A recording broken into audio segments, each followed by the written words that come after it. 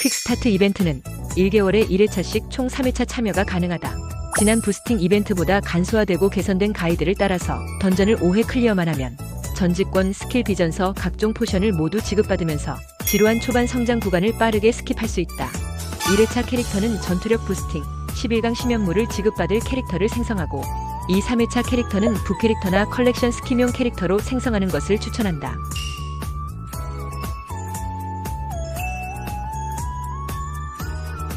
캐릭터 생성 후 진행되는 가이드를 따라가다 보면 어느새 마스터 클래스로 전직 완료. 마스터 클래스 전직 이후에는 이벤트 진행을 잠시 중단하고 쾌적하고 효율적인 플레이를 위한 세팅을 해보자. 캐시샵 쿠폰함 쿠폰 등록에서 여름 업데이트 선물 쿠폰 번호를 입력하자. 6참골단의 상위 포스인 스피릿 챌린저와 앞으로 유용하게 사용할 각종 보상들을 획득하고 시작할 수 있다. 이제 추천 스킬을 장착해주자.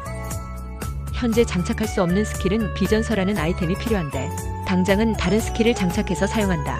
이 스킬은 쿠폰과 부스팅 보상으로 2개를 얻을 수 있지만 스킬의 중요도는 전직마다 다르니 확인 후 교환하자. 이제 인게임 설정. 슬롯 크기는 기호에 맞춰 조절하고 배치. 화면 연출은 전부 체크 해제하는 것이 눈의 피로를 줄이기 좋다. 캐릭터 정보는 원하는 것만 체크. 이펙트 투명도는 자신 같은 팀을 최소화한다. 우편함에서 3차 전직 달성 큐브만 수령하고 나머지는 보관. 제1을 눌러 전문 직업을 선택하자. 본캐는 보물 사냥꾼, 부캐는 대장장이를 추천. 화면 상단에 뽀 선생의 성장 가이드를 눌러서 모든 보상을 수령하자.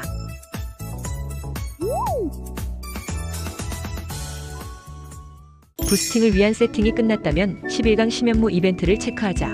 인게임 상단의 심연무 큐브를 클릭해서 참여하면 기간제 11강 심연무가 즉시 지급되고 기간제 심연무는 연계되는 주간 스페셜 퀘스트를 통해 포인트를 모아서 완전한 무기로 전환할 수 있다.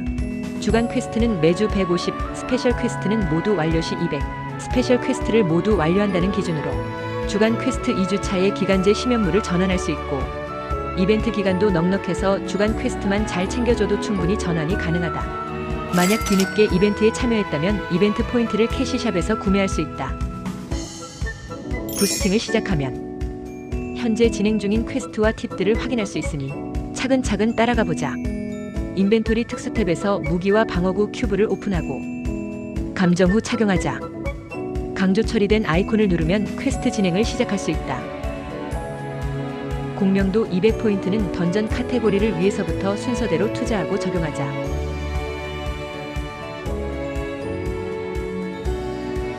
L 공명의 힘 퀘스트는 우클릭으로 알림이에서 제외시킨다. 보상 아이템인 초기화권이 나중에 필요할 때 유용하다. 경고창에서 알려주는 L의 정수는 NPC REL의 EP샵 소비 탭이나 거래소에서 구매할 수 있다. 소멸의 미로를 클리어하고 전투력 부스팅 스타트 큐브를 오픈. 보상을 모두 개봉해서 착용하자. 다음 퀘스트인 특별 과외로 세트 효과를 활성화하자. 리고모르 진입 퀘스트를 완료하고 재사용 그룹이 겹치지 않게 포션을 퀵슬롯에 등록하자. 유니크 포스 선택 큐브는 잠식하는 기운을 선택하고 착용한다. 보상으로 등록한 기간제 칭호의 별 아이콘을 눌러 즐겨찾기를 해주자. 즐겨찾기에서 기간제 칭호를 모두 등록하고 저장. ESC를 눌러 키보드 설정으로 칭호 스위칭 단축키를 설정하자. 칭호 스위칭은 엘소드 던전 플레이의 중요한 테크닉 중 하나라서 자주 사용해서 되도록 빨리 익숙해지는 것이 좋다. 리고모르를 클리어하고 마스터로드에 진입하면 부스팅 큐브에서 나온 아티팩트를 모두 착용하자. 마스터로드는 마스터 스킬 퀘스트를 클리어하기 위해서 앞으로도 종종 반복 플레이를 할 지역이니 참고하자. 프리나움과 외곽 지역을 클리어하면 비전서 A 선택 큐브를 얻을 수 있으니 중요한 스킬을 먼저 교환하고 공명도 30포인트는 적응력에 분배하자. 플레가스의 미궁은 바람의 수정구와 투지의 물약을 사용하면 혼자서도 충분히 클리어 가능하다. 미궁은 플레가스를 봉인한 자 칭호를 획득해야 하기도 하고 심연무 스페셜 퀘스트에 해당되는 던전이기도 하니 매일 돌도록 하자. 그림자의 성은 푸른 가고의 석상을 타격하면 문이 열린다. 보상으로 받은 암귀의 문장과 휘도는 마장을 착용하고 공명도 20포인트를 적응력에 분배. 테마파크 입구를 클리어해서 모나테라 진입 퀘스트를 완료해주자. 황금성 메도바이는 왼쪽 길로 이동하고 보스는 표식이 있는 황금 사과를 든 본체를 처치한다.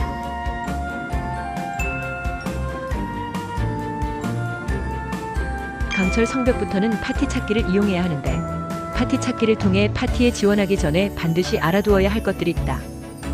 먼저 투지의 물약과 바람의 수정구는 재사용 시간마다 사용할 것, 스킬 툴팁을 정독해서 내 캐릭터의 운영 방법과 시너지 활용 방법을 숙지할 것, 패턴 실패가 클리어에 지장을 주는 던전의 경우 시작 전에 패턴을 숙지할 것, 지키지 않을 경우 나에게 불이익이 생길 수도 있는 곳들이니 혼자 클리어가 어려운 던전이나 강한 유저의 도움을 받는 파티라면 위 사항들을 꼭 지켜주자. 강철 성벽을 클리어하면 공명도 50포인트가 생기는데 기간제 아바타가 있는 동안에는 적응력이 이미 충분한 상태라서 재사용 시간 감소나 MP 소모 감소를 투자하는 것도 괜찮다.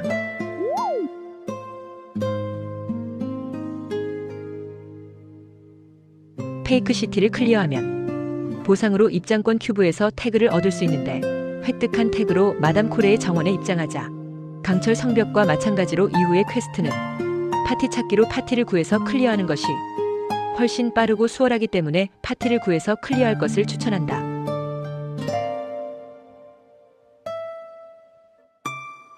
이후에 마그마의 숨결과 물빛 휘파람을 클리어하면 마지막 거대 보스인 정령왕의 사원 차례다.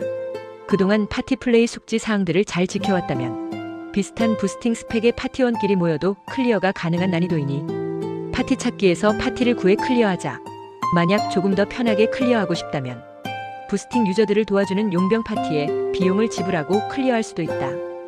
어느 쪽을 택하든 앞으로 유니크 세트 옵션 완성까지 사원은 매주 돌아야 할 주간 컨텐츠이므로 3페이지 패턴 숙지와 바구, 투지, 시너지 사용은 필수다. 정령왕의 사원 퀘스트를 클리어하고 큐브를 개봉해서 아트마 액세서리 내부 위를 착용하자. 공명도 50포인트도 분배해주면 부스팅 보상으로 가능한 스펙업을 모두 완료하게 된다. 이제 강력해진 내 캐릭터로 나머지 퀘스트인 레이드 싱글 모드도 차례로 클리어해보자.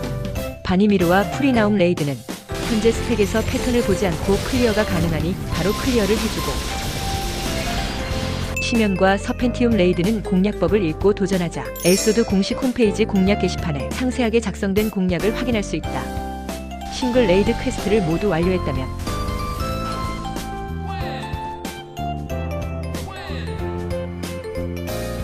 마지막 퀘스트인 데빌 오브 카오스를 플레이하자. 데빌 오브 카오스는 앞으로의 목표인 둠 아포리아 레이드의 패턴을 직접 체험하며 미리 학습할 수 있다. 또 클리어 보상으로 현재 나에게 필요한 재화를 선택할 수 있으니 매주 플레이해야 할 컨텐츠이기도 하다. 데빌 오브 카오스를 클리어해서 부스팅 퀘스트를 모두 끝내고 오선생 가이드에 밀린 보상들을 수령하면 전투력 부스팅 종료. 지금까지 26년 여름 성장 이벤트 3종을 직접 참여하며 소개해보았다.